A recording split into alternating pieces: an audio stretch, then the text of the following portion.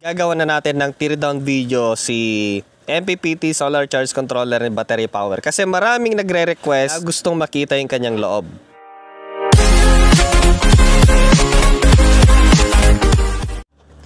So, sa tingin ko yung kanyang screw ay nandito sa ilalim nito, natakpan. So, kailangan nating tanggalin yan. Kung kailangan nating bitakin dito, dibitakin natin kung wala siyang screw at nakadikit.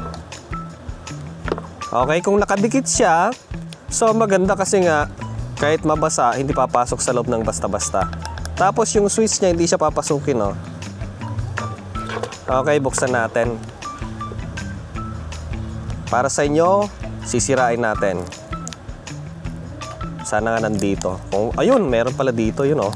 Naka-hide dito. Yun. 4. So, kailangan natin buksan at pambukas natin.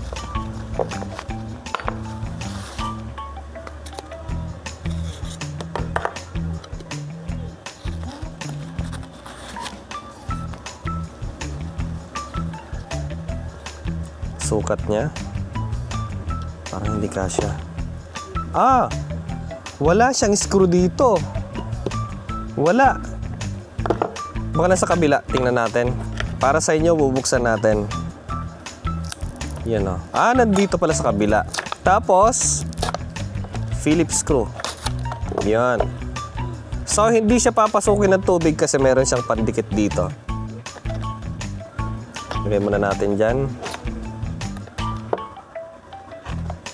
Tapos, yung display niya pala, akala ko ordinaryong LED. Nun pala, LCD pala guys, oh. Yan. Buksan natin. Mahigpit siya,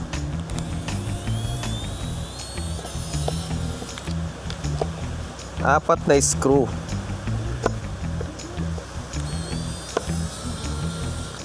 Maambon na, maambon na.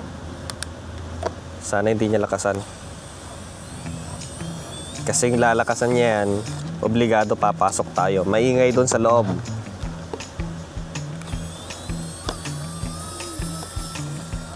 Okay. Konti lang naman eh. So, buksan natin. Dito yung kanyang display para sa kanyang state of charge. Tapos yung klase ng battery na charge natin. Or use nating battery tapos yung switch niya. Dito, LED na. Okay. Yun, oh. Mabigat din siya guys, oh.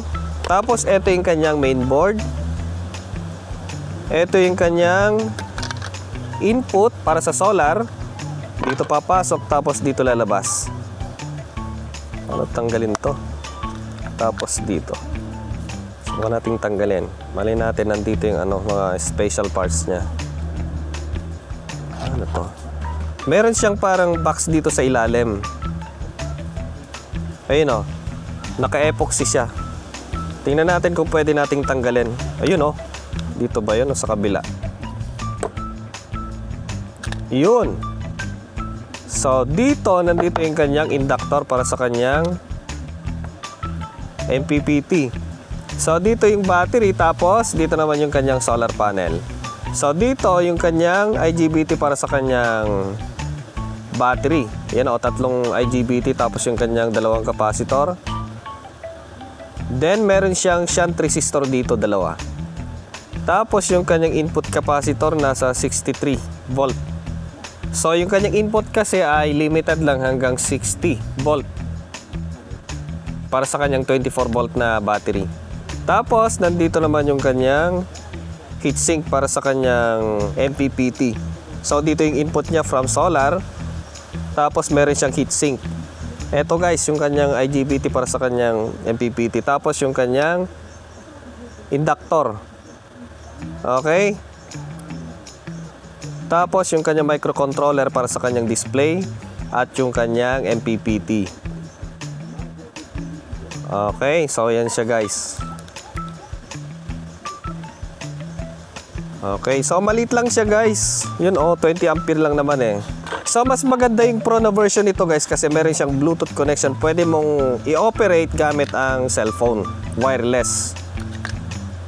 Okay, so para sa mga interested na bumili ng ganitong klaseng solar charge controller, nasa description box at nasa top comment section. Yan o. So ibalik na natin kasi nga umuulan na dito.